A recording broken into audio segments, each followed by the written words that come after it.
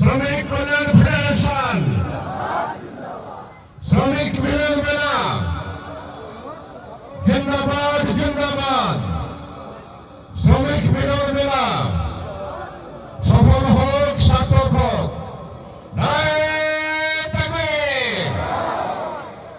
পরিশেষে সকল আয়োজন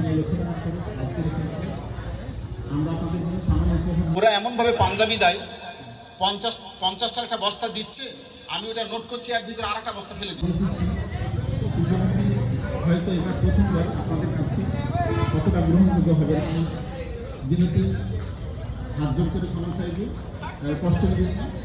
আমি আমার সেক্রেটারি আমরা দুই দিন ঢাকা গেছি, রাতে গেছি, আবার তারপরে যে রাত্রে এসেছি।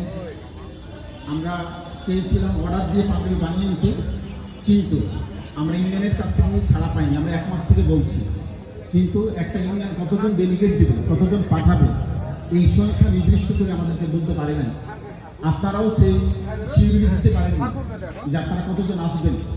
এটা আপনাদেরও দোষ নয়, কারণ ইতিমধ্যে ধান কাটার মৌসুম চলছে, আপনারা নিজেদেরকে শিওর করতে পারেননি যে আপনারা আসবেন কিনা। এটা আপনাদেরও দোষ নাই, আমার ইউনিয়ন সভাপতিরও দোষ নেই।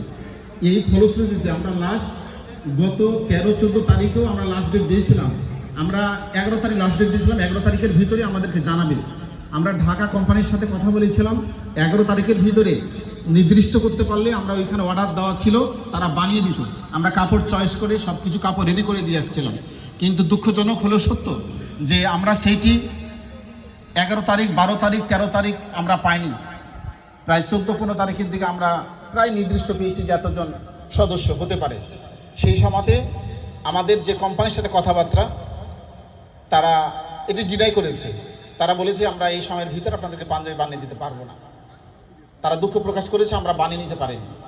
আমরা প্রায় 2 থেকে 2.5 হাজার পাঞ্জাবির অর্ডার দিয়েছিলাম, একই রকম পাঞ্জাবি, অত্যন্ত ভদ্র সুন্দর, কাপড়টা অত্যন্ত মাধুর্যপূর্ণ বানিয়ে দিল, কিন্তু আমরা পারি না।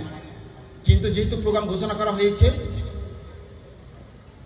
আমরা বাধ্য হয়ে বিভিন্ন কোম্পানি লোক বা দোকান থেকে, শোরুম থেকে আমরা এই পাঞ্জাবিগুলো নিতে বাধ্য হয়েছে। তারা কখনো পাঞ্জাবি খুলে দেখতে দেয় না, তারা পছন্দ করে নিতে দেয় না। যারা কাপড়ের ব্যবসা করেন তারা জানেন, একটা বান্ডিলে 50টা থাকে, ইচ্ছা হলে নাও, না হলে না নাও, প্রয়োজন নাই, আমরা নিতে বাধ্য।